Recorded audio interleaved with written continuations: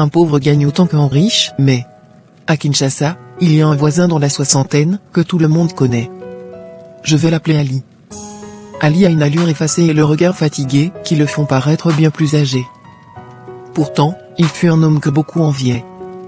Ali était le directeur technique d'une grande entreprise de construction d'infrastructures dans le pays. Grand maître dans l'art de la chaudronnerie, la vie de Ali semblait parfaite. Il voyageait en première classe, séjournait dans des hôtels 5 étoiles, il était chargé de recruter et de former des techniciens pour l'entreprise et menait une existence que beaucoup auraient qualifiée de rêve. Chaque mois, il touchait un salaire de plus de 5 700 000 francs, c'est lui-même qui montrait ses fiches de paie quand il avait bu un peu trop de vin et voulait se faire mousser.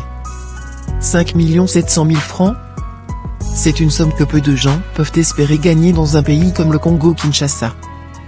Pourtant, aujourd'hui, Ali vit avec sa famille dans une maison en planches. Une maison où l'eau s'infiltre depuis le toit quand il pleut et où l'électricité se coupe dès qu'un orage éclate. Dans tout ça, les enfants qu'il recrutait et formait ont construit des maisons avec piscine. Il vit en concubinage avec la mère de ses 4 enfants, sans jamais avoir pu officialiser leur union. Pourquoi je te raconte cette histoire ? Parce qu'elle illustre une vérité que peu de gens comprennent. Ce n'est pas la quantité d'argent que tu gagnes qui détermine ta richesse ou ta pauvreté. Non. C'est la manière dont tu gères cet argent.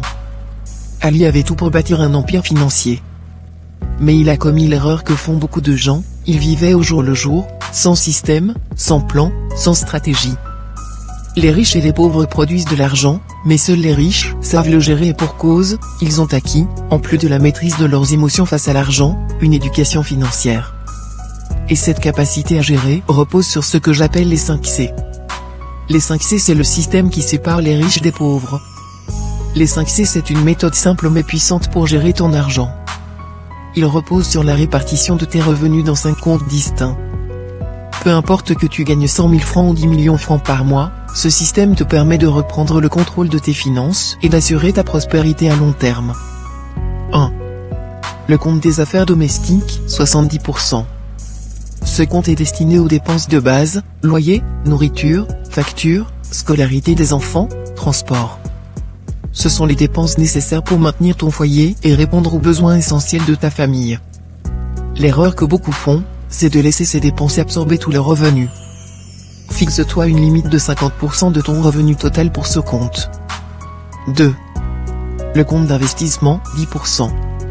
Ce compte est le moteur de ta richesse future. L'argent qui s'y trouve doit être utilisé pour acheter des actifs, terrains, entreprises, actions, ou tout ce qui peut générer des revenus passifs. Cet argent ne doit jamais servir à des dépenses inutiles. C'est ton levier vers l'indépendance financière. 3. Le compte de sécurité, 10%, car oui, la vie est imprévisible. Ce compte est ton parachute. Il sert à couvrir les imprévus, comme des frais médicaux, des réparations urgentes ou une perte soudaine de revenus. En mettant régulièrement de l'argent dans ce compte, tu évites les crises financières qui détruisent des familles entières. 4. Le compte des dons et urgences, 5%, la richesse ne se limite pas à accumuler.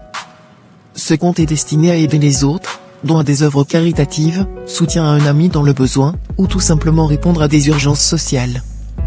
Être riche, c'est aussi savoir redonner et impacter son entourage. 5. Le compte de développement personnel, 5%. Enfin, ce compte est dédié à ta croissance. Utilise cet argent pour te former, acheter des livres, suivre des formations, ou développer une nouvelle compétence. Les riches investissent en eux-mêmes parce qu'ils savent que leur esprit est leur plus grand atout, autrement dit, ils privilégient l'économie de la connaissance. Dès que ton salaire tombe, répartis l'argent selon ses pourcentages. Ne fais pas l'erreur de tout dépenser d'abord et de gérer après. Ce système te force à prioriser et à bâtir ta richesse sur des bases solides.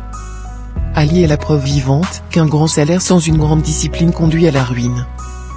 Tu peux gagner des millions, mais si tu ne sais pas les gérer, tu vivras dans la pauvreté.